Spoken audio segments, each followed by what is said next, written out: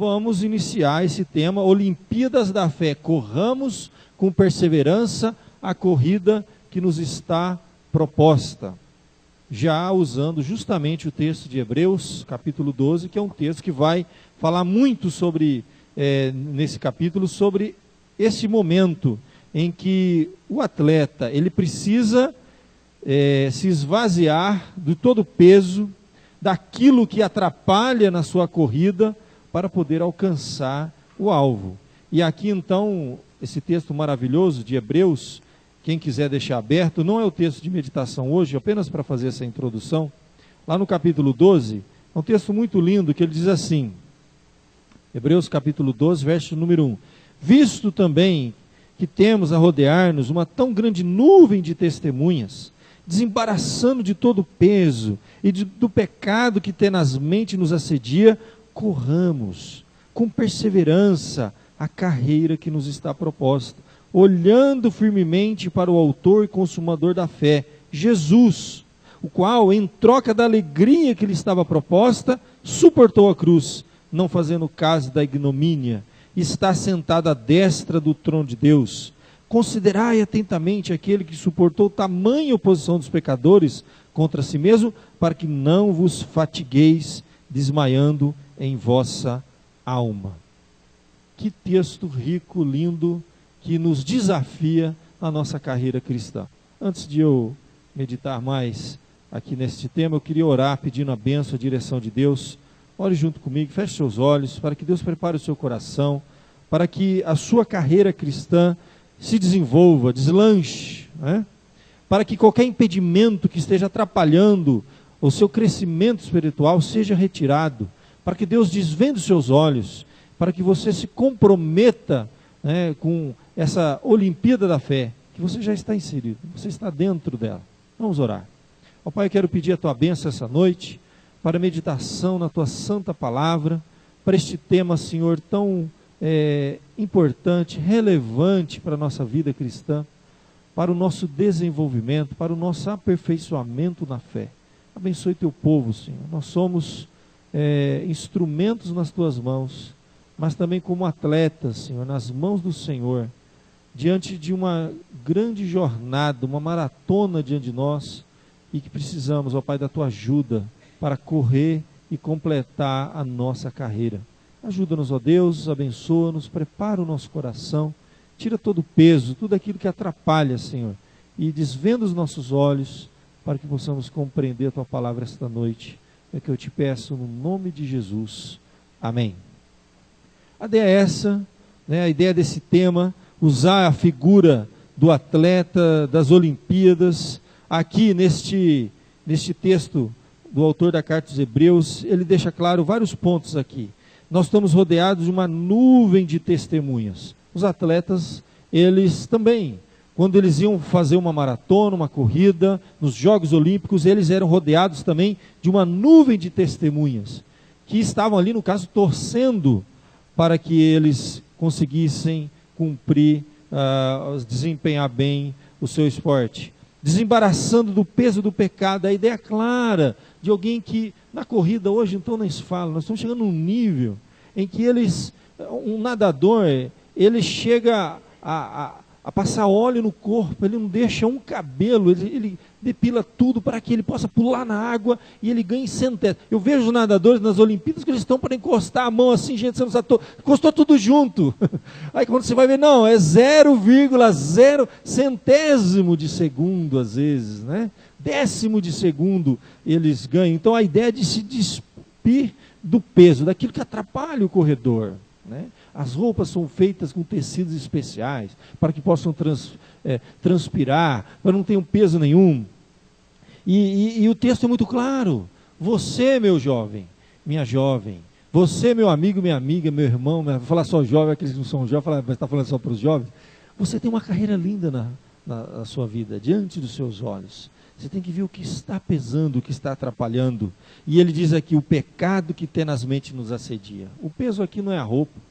O peso não é algo que está carregando na corrida, é o pecado, que atrapalha a nossa carreira. Aí ele diz, depois de despedir isso, corra com perseverança a carreira que está proposta.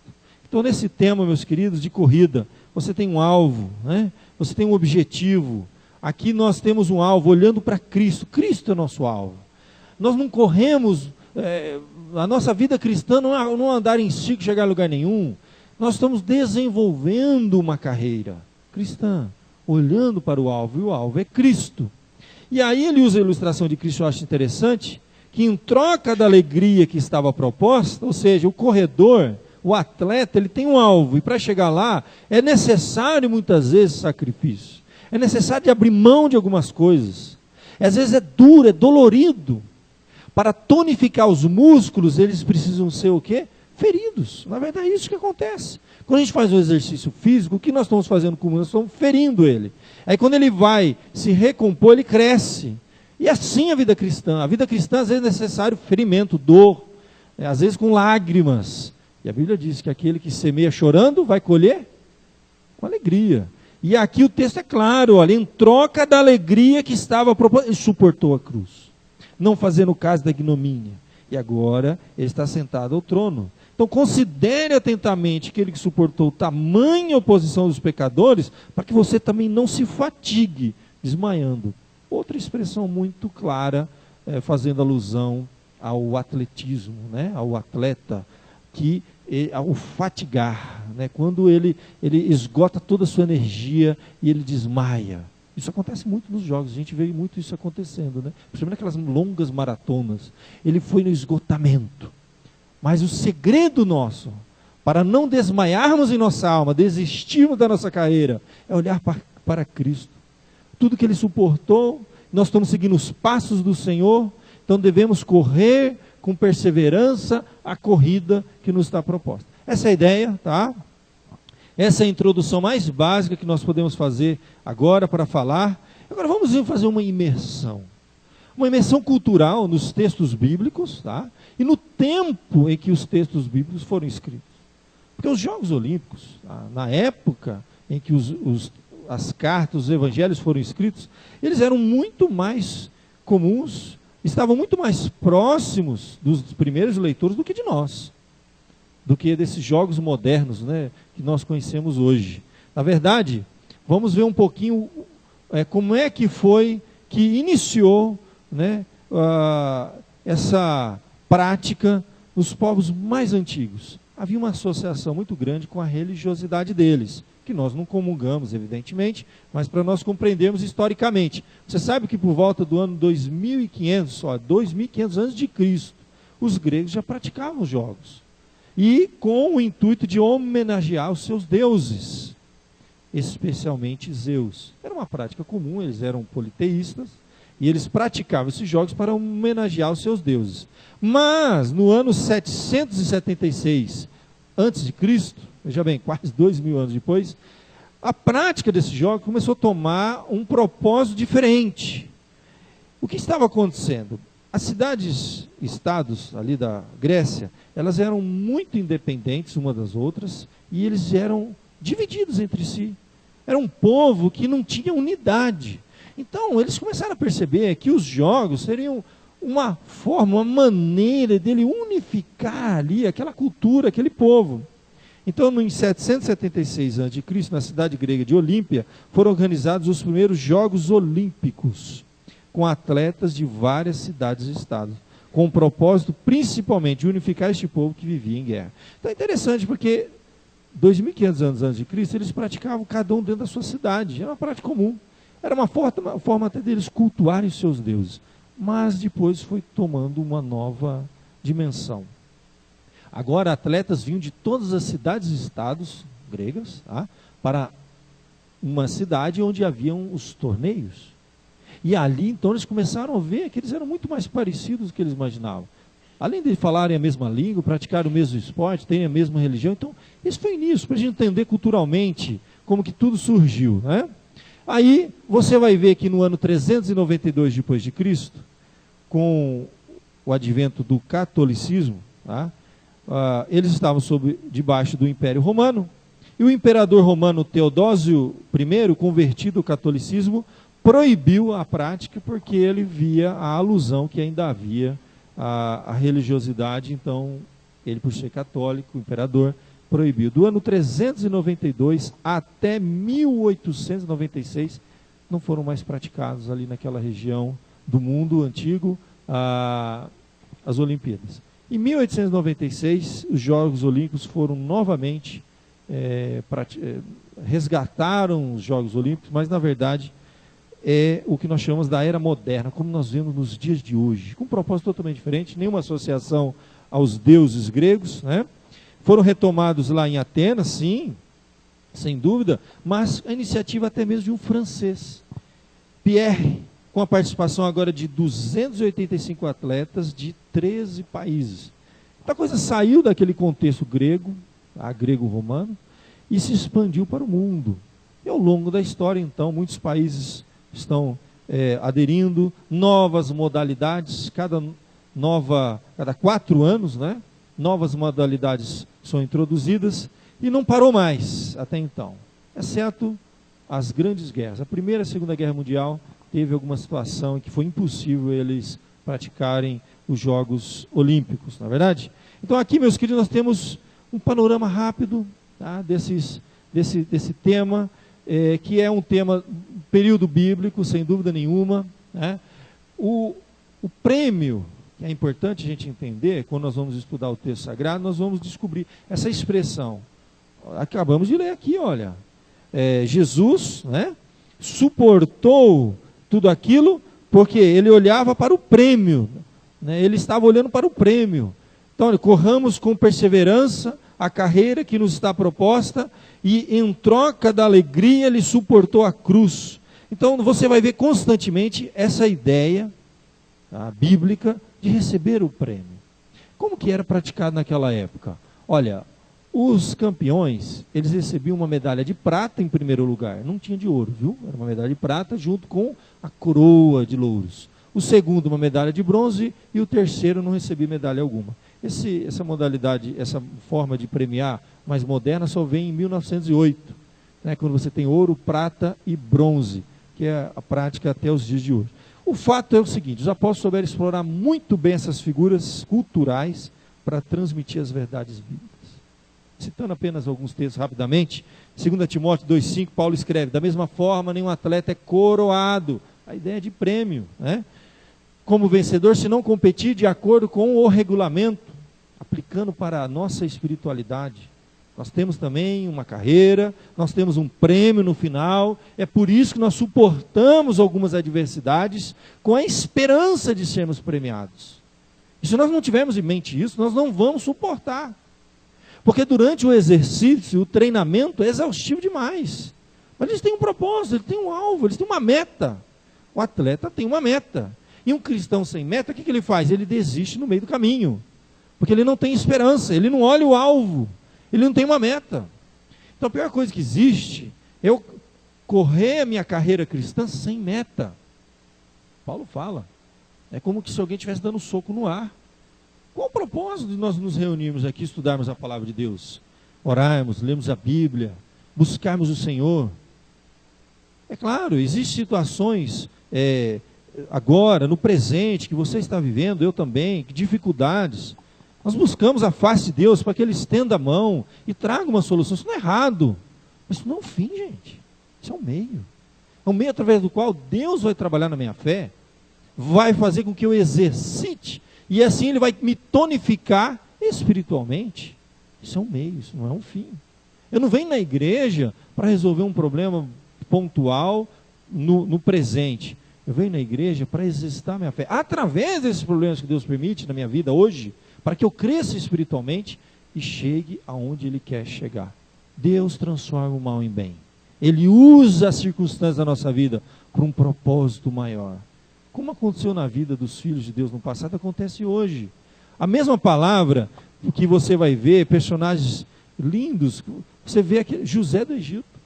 Vocês intentaram o mal contra mim, mas Deus transformou o mal em bem, ou seja, Ele usou aquele meio. As coisas podem vir contra nós, parece um mal contra nós. Mas se você realmente é filho de Deus, entendeu o propósito do seu chamado, Deus vai transformar esse mal em bem. É a nossa carreira, é a nossa corrida. É aqui que você vê textos lindos, 1 Coríntios 9, olha que coisa maravilhosa, que a palavra de Deus nos fala. usando claramente a figura dos Jogos Olímpicos, dos atletas gregos daquela época. Não sabeis que entre todos os que correm no estádio, mais claro do que isso, gente, olha aí, na verdade somente um recebe o grande prêmio, a ideia de prêmio. Correi de tal maneira que o alcanceis. Todos os que competem nos jogos se submetem a um treinamento rigoroso. E isso para receber uma coroa corruptível, que se esvanece, se desvanece. No entanto, nós nos dedicamos para ganhar uma coroa que dura eternamente. Que coisa, que figura mais rica e apropriada para a nossa carreira cristã. Um atleta se submete a um treinamento rigoroso. Dor, muitas vezes. Exercício constante. Exaustivo. Chega nos limites da força humana. Até onde é possível. E Ele aplica isso para a minha vida, para a sua vida espiritual. Deus às vezes nos submete a treinamentos rigorosos na nossa carreira cristã. Tem hora que a gente não entende porque nós estamos passando por aquilo. Tem hora que parece que os ligamentos da fé vão arrebentar. Nós estamos à beira da exaustão. Nós sabemos que o Senhor está lá como um coach do nosso lado, dizendo para nós, não desista. Caminhe firme. Eu sei aonde você vai chegar. Confie em mim. Na relação atleta e treinador, a confiança é fundamental. Se o atleta não confia no seu técnico, naquele que está exercitando, ele não vai chegar em lugar nenhum, ele vai desistir. Na nossa carreira cristã, não há dúvida, meu querido, que essa figura, ela é muito forte, é muito vívido nos textos sagrados. Então, aproveitando esse espírito olímpico que estamos vivendo aqui no nosso país, vamos refletir em temas bem relevantes para a nossa fé.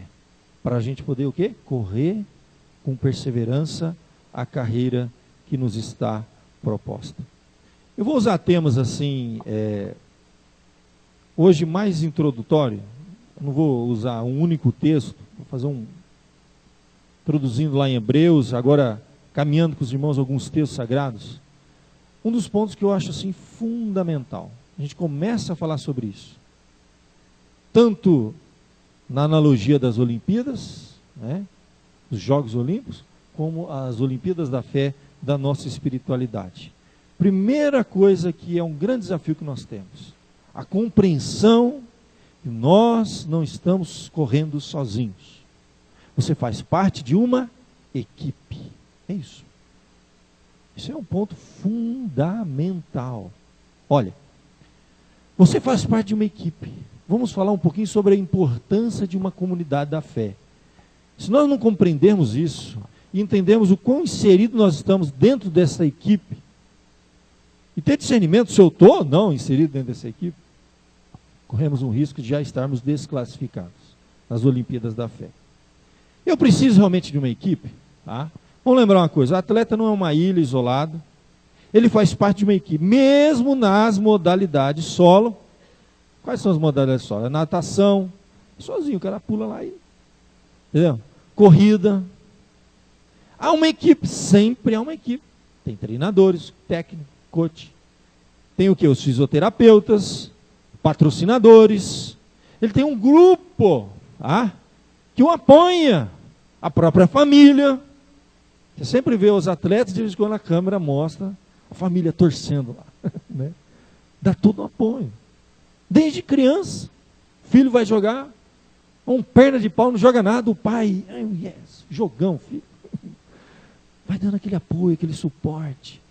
Ninguém está sozinho no atletismo, nos jogos, faz parte de uma equipe. Dirá aquelas equipes mesmo, futebol, né? Quando a gente vê um time que não tem entrosamento, é goleada. Tipo Brasil e Alemanha. 7-1. Fez um lá né? Foi goleada. Eu preguei uma vez aqui na igreja, na época da Copa, que a grande diferença entre o time de futebol brasileiro, que levou de goleada 7-1 para os alemães, era o quê? Unidade. Já começa no slogan do time brasileiro. Um slogan arrogante de quem é penta, e dizendo que já é campeão, não sei o quê. Aí o slogan lá daquele ônibus da Federação Alemã falava de união, de unidade. A Alemanha foi dividida, a Alemanha Oriental e a Alemanha Ocidental. Eles sofreram muito com essa ideia. Depois que os muros caíram, né, e eles unificaram a Alemanha, começou a haver um trabalho muito profundo de unidade naquele país. O time de futebol alemão, ele vive uma unidade muito profunda, uma integração, uma interação entre os jogadores que poucos países têm. Por isso que nós perdemos de goleada. Por quê? Porque os nossos, assim, o cara começa a despontar, ele vai para as Europa, a ganhar dinheiro, entendeu? Aí o camarada, um joga lá no Barcelona, outro joga não sei aonde. Aí quando vai chegar a época da Copa, eles vêm umas 2 semanas antes, faz um amistosozinho. Pã, não tem integração nenhuma. Aí ele chega um time que está lá 5 anos jogando junto ali, um conhece bem o outro, um olha para o outro, já sabe. Que maravilha. Parece o jogo das meninas brasileiras, né? 5-1. Porque tem integração. Meu querido, não tenha dúvida. A diferença é enorme na sua espiritualidade é o seguinte: quão integrado você está na equipe. Quem está dentro de uma igreja fazendo carreira solo, não entendeu o chamado, o propósito, não vai chegar a lugar nenhum. Nas Olimpíadas da Fé, a mesma coisa, precisamos nos comprometer com uma equipe, que no caso é a comunidade da fé. Fazemos parte dessa equipe, precisamos estar entrosados, precisamos realmente compreender esse negócio. Não dá para ter carreira solo. A nossa espiritualidade não está fora. Tem que estar dentro de um grupo, de uma equipe. Vamos ver assim, mas a igreja é um lugar complicado, pastor.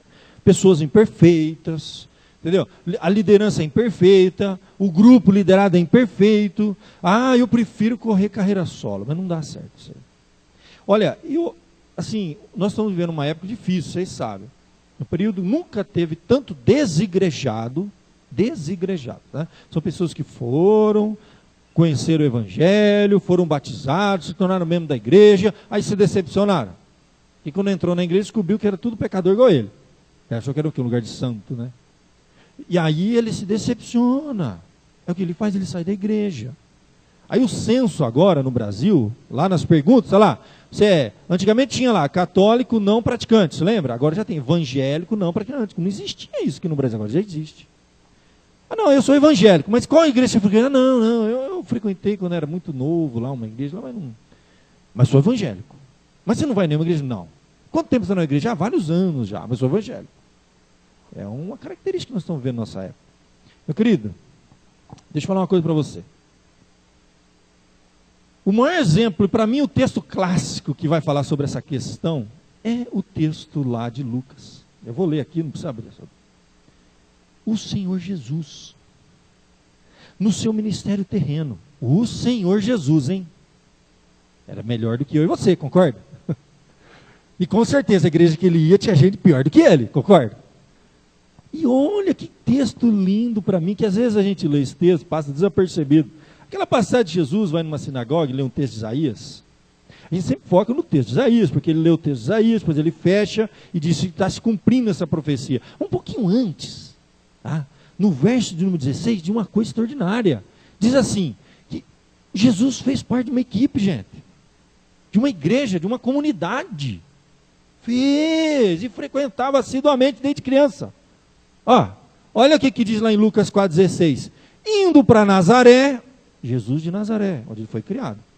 Onde fora criado, entrou num sábado, era o dia que eles congregavam, na sinagoga, segundo costume. Era hábito, era costume. Jesus, ele era, primeiro de tudo, assíduo. Ele cresceu em Nazaré tinha uma sinagoga. Será que as pessoas de lá eram mais perfeitas, tá, do que as que frequentavam outras sinagogas? Será que eles eram seres humanos diferentes dos seres humanos de hoje? Tudo igual, gente. Cheio de falha e defeito. A ponto de ter texto na Bíblia que fala assim, a sinagoga de Satanás. Era um lugar de pecadores, de gente imperfeita. E olha, a Bíblia diz que o Senhor Jesus volta para Nazaré, chega no sábado, o lugarzinho que ele cresceu, jogando futebol lá na rua com as crianças, entendeu? Betis. Eu sei que não era nada disso, mas ele devia ter alguma forma, porque ele foi criança, ele brincou, né? Cresceu brincando com as crianças ali, todos eles cresceram. Chegava no sábado, ele ia para a sinagoga. E o texto diz que era costume dele, todo mundo conhecia ele. Todo mundo conhecia Maria, sua mãe, tanto que os conviveram com ele. Quando começaram ele dizer que ele era o filho de Deus, eu falei, rapaz, você não é o filho de José? A gente cresceu junto, rapaz, jogar um futebol junto lá no campinho. Você vê que essa história agora de ser filho de Deus foi chocante para as pessoas, porque Jesus viveu uma vida comum. Ele foi tão humano como nós, nesse aspecto. Era costume. Todo sábado Jesus estava lá. E às vezes ele fazia leitura, participava. Ele era engajado na igreja. Pensa bem, Jesus Cristo, o Filho de Deus, Criador do universo, se fez carne, cresceu entre nós, brincou com as crianças, frequentou a sinagoga. Ia na igreja, no domingo, na escola dominical. Em primeiro lugar, está sentado lá Jesus. Bom, Jesus não era pecador como nós, eu acho que ele nunca atrasava, né? Mas ele estava lá, participava de tudo, certinho. Ele podia ter um monte de desculpa, isso, a igreja é de problema. Vixe, tudo pecador aqui. Ele podia falar isso, podia? Ele podia. Tudo pecador. Mas ele ia lá, conforme costume, participava, assíduo. Se era costume, era hábito, ele estava lá sempre, não faltava. Jesus cresceu numa igreja, participando da escola dominical, do culto. Deve ter participado lá, tinha atividade, porque ele fez a leitura. Então era alguém engajado. Tu não conhecia Jesus. Filho de José, o carpinteiro, que se tornou carpinteiro, que assumiu a carpintaria do pai. Tinha vários irmãos, irmãs, sua mãe, ia toda a família lá para a igreja. Todo santo dia de culto, Jesus estava lá. Que coisa maravilhosa. Meu querido, Deus nos chamou para fazer parte de uma equipe, de um grupo. Não tem como a gente fugir desse negócio. O que realmente é uma comunidade da fé? Uma igreja. O que é a igreja? Nós sabemos que igreja não é prédio, não é denominação, ainda que seja necessário esse ponto. Vamos chegar lá, no final. Vamos lembrar que igreja, antes de tudo, é o quê? O que é uma igreja? Colossenses, Paulo diz, antes de todas as coisas, falando de Jesus, nele que tudo subsiste, ele é a cabeça do corpo da igreja. Então, igreja, tem que lembrar o seguinte, Jesus é o Senhor da igreja. Ele é a cabeça da igreja. O pensante, o líder maior. Então, igreja são os membros desse corpo. Então não tem como eu estar em Cristo se eu não estiver inserido na igreja dele, que é o corpo dele.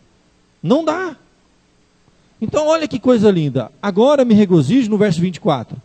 Nos meus sofrimentos por vós, Paulo falando, e preenchendo o que resta das aflições de Cristo na minha carne, a favor do seu corpo, que é a igreja. Então a igreja, primeiro de tudo, é corpo de Cristo.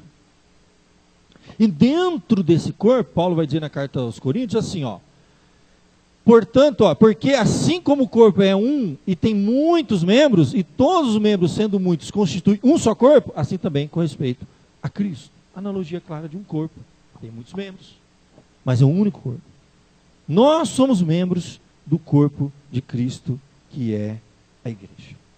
Então esta é a igreja, eu tenho que fazer parte de uma igreja, eu tenho que ser inserido numa igreja, tá? Vou falar também um pouquinho sobre a questão denominação, local e tal, mas vamos pensar nessa questão espiritual. E quando eu realmente entendo isso, eu quero fazer parte. Eu quero me comprometer, porque fazer parte não é dar um nome e sumir, é ter compromisso com a igreja.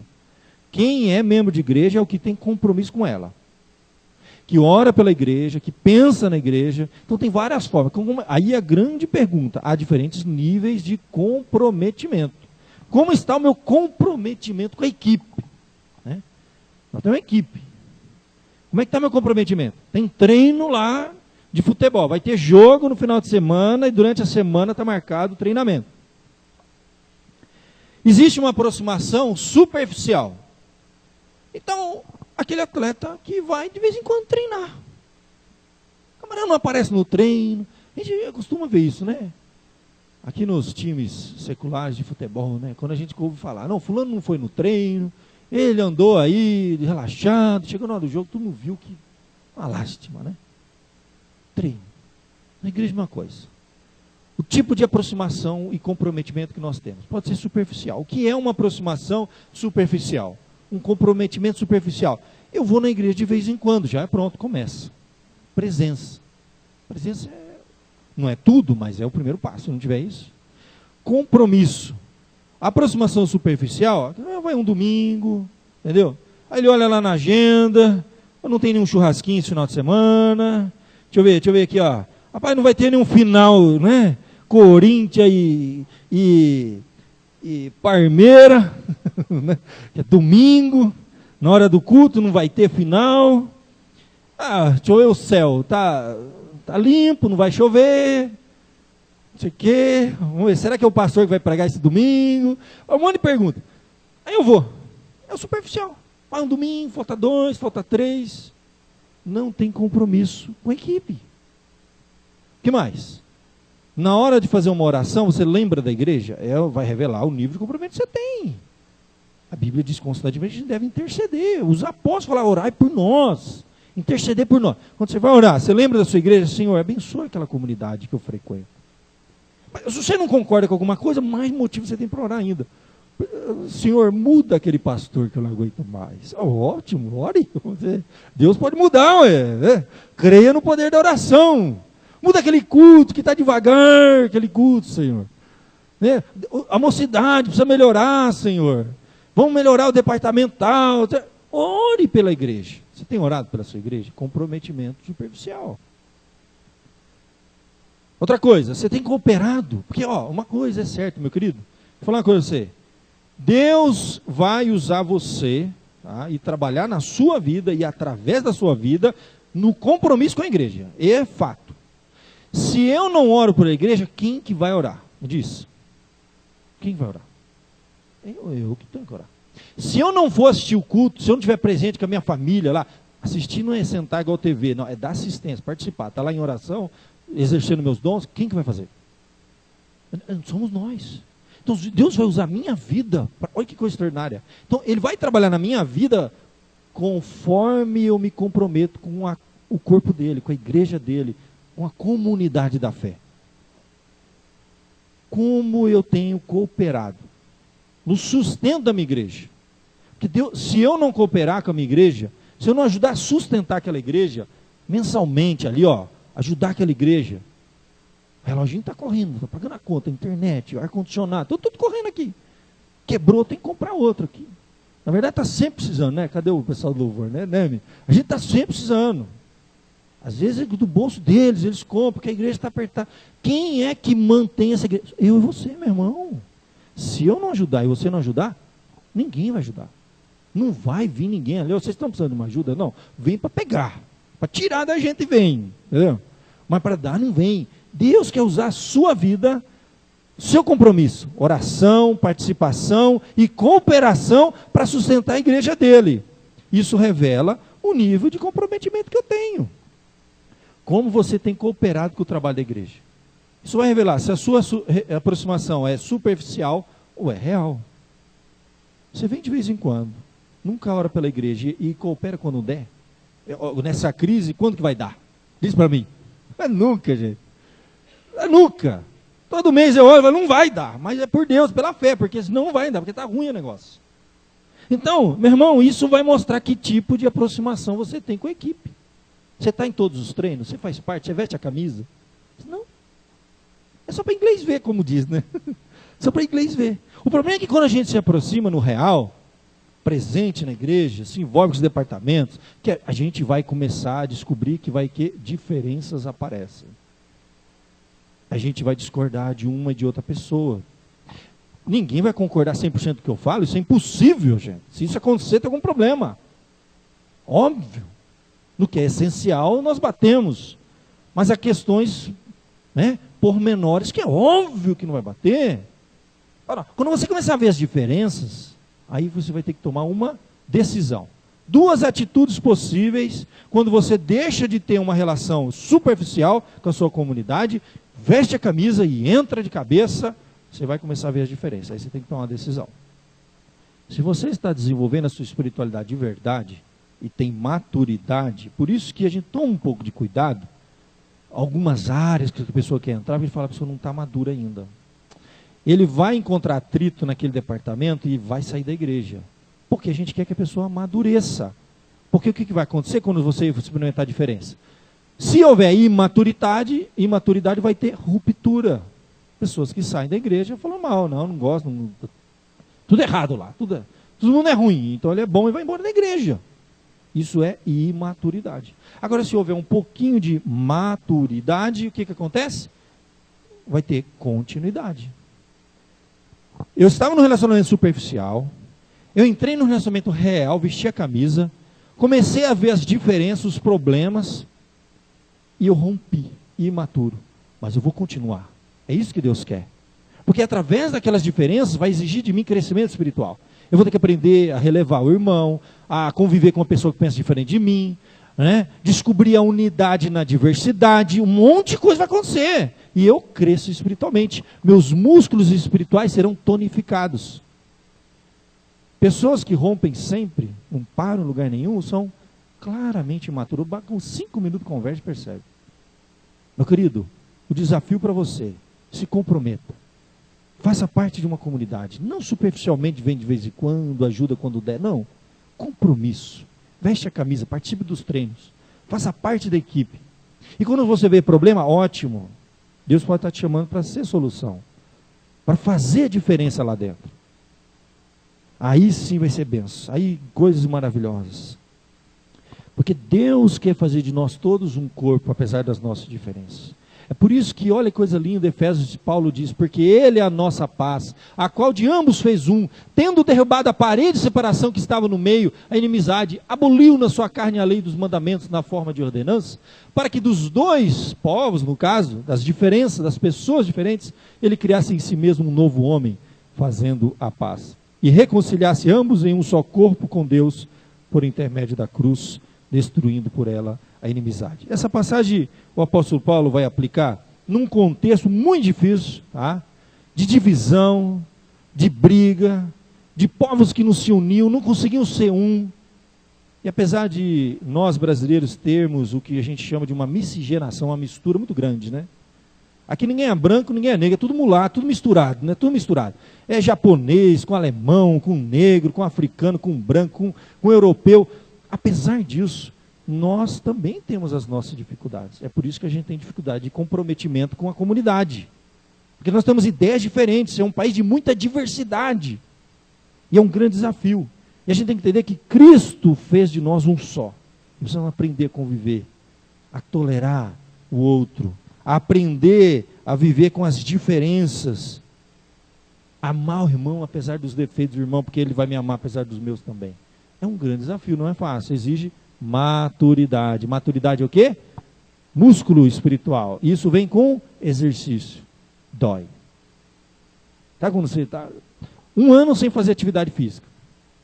Aí sem alongamento você joga uma partida de futebol. Oh, maravilha, né? O sangue está quente, você... Quando o sangue esfria, travou. Ninguém nunca travou as costas aqui, gente? Eu já travei um monte de vezes. Você vai pegar um peso e dá aquele mau jeito, você está travando, fala, o fio está precisando de uma atividadezinha aí, ó.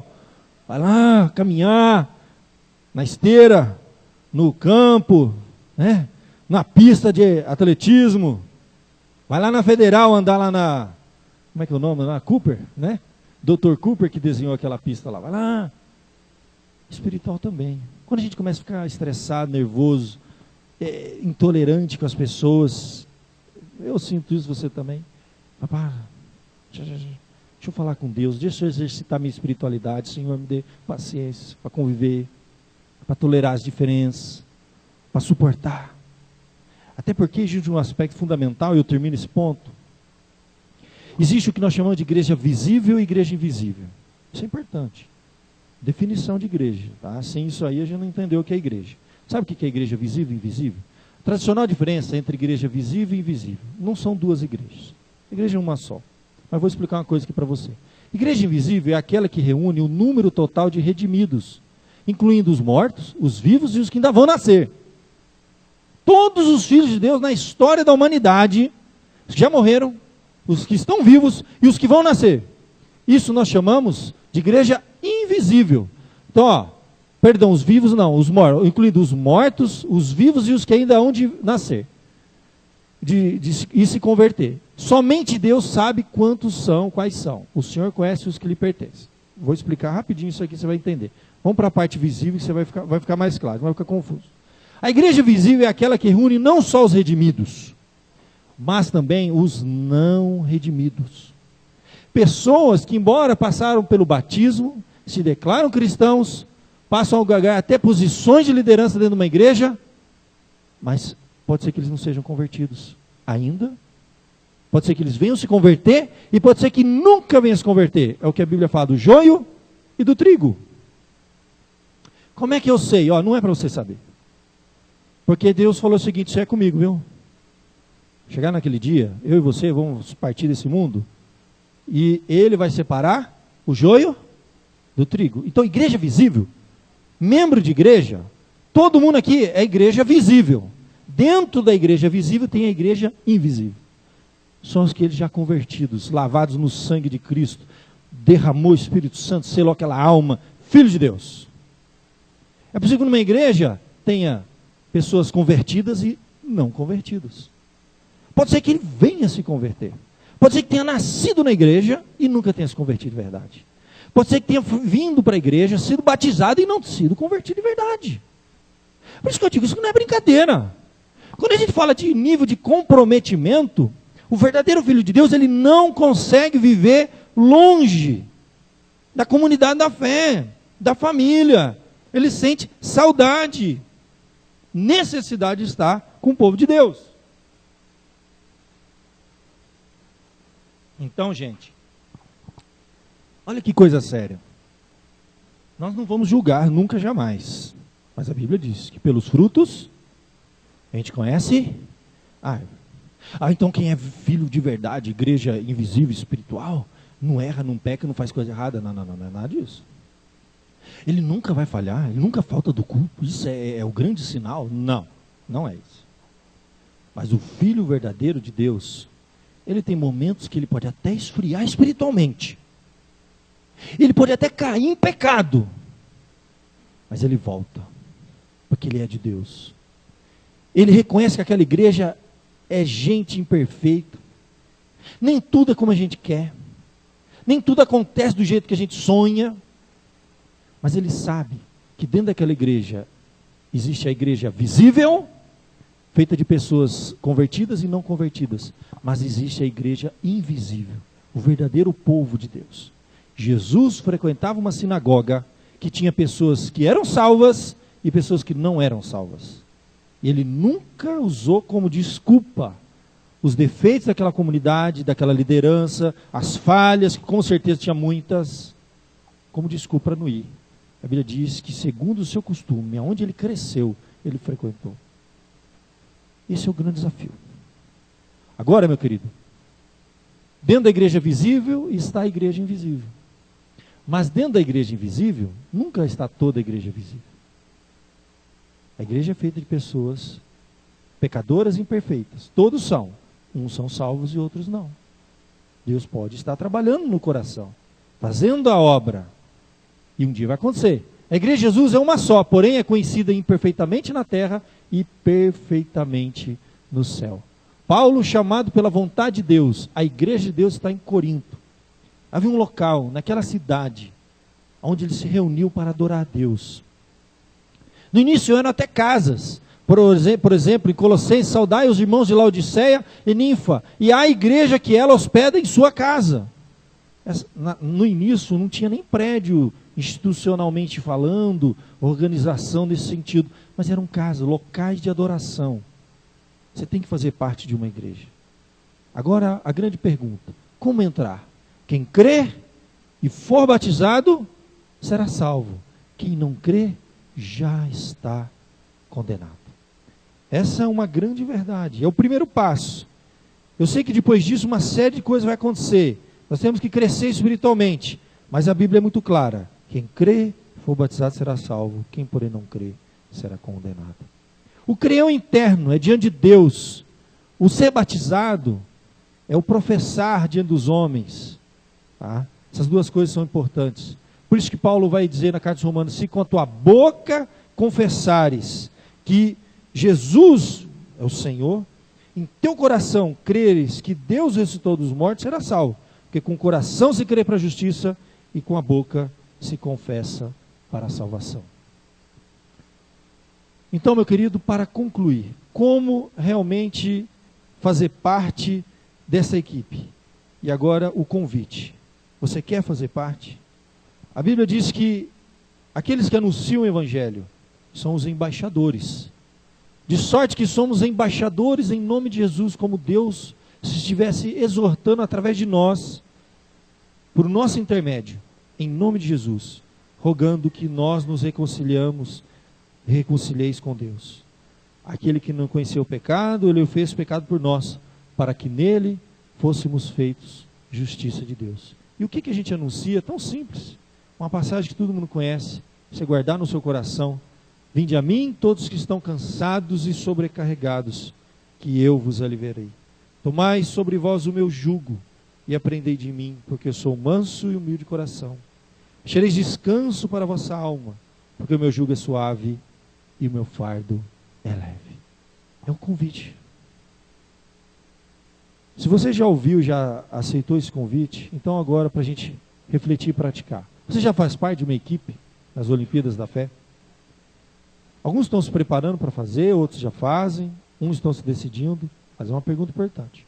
Segunda pergunta: como está o seu nível de comprometimento? Você lembra? Superficial ou real? Você tem que ver. Responda para você mesmo. Você tem se desenvolvido como atleta na carreira cristã? Participa dos encontros para treinar, tonificar seus músculos espirituais, exercitar sua fé? Você tem participado dos treinos e feito exercícios para tonificar seus músculos espirituais na fé? É uma pergunta que você tem que fazer. Mais do que isso, você tem colaborado, há muitas formas de colaborar, para que esta equipe avance em sua missão? Colaboramos como? A gente já viu várias formas de nós colaborarmos. Orando para aquela comunidade, participando dos trabalhos, vendo as necessidades, cooperando, sim, com a sua presença, com os seus dons, com os seus recursos. Porque se eu e você não fizer, ninguém vai fazer. Deus quer usar a minha e a sua vida. E a evidência de que você faz parte dessa comunidade vai se revelar através do nível de comprometimento que eu e você temos com a equipe, essas Olimpíadas espirituais, Olimpíadas da fé que nós fazemos parte. Enquanto os irmãos vêm à frente, nós vamos orar. Colocar nossa vida diante de Deus. Não está fácil, muitos desafios, muitas lutas. O tempo consome a gente não tem tempo para as coisas de Deus. Nossos recursos, eles são gastos em tantas coisas. Quando chega na hora de nós cooperarmos com a causa de Deus, já foi. Não é fácil. É um desafio. Nunca Jesus disse que seria fácil. Às vezes exige sacrifício da gente. Para um atleta chegar lá e receber o prêmio, medalha de ouro, ele precisa abrir mão de muita coisa, gente. Ele precisa pagar um preço alto. Com dor, exercício, luta, para chegar lá. Nenhum atleta chega no final com medalha de ouro sem algum sacrifício. Feche seus olhos. Responda aquelas perguntas que nós acabamos de fazer para Deus. Vamos falar com o Senhor. Ó Pai, nessa noite nós estamos na Tua casa,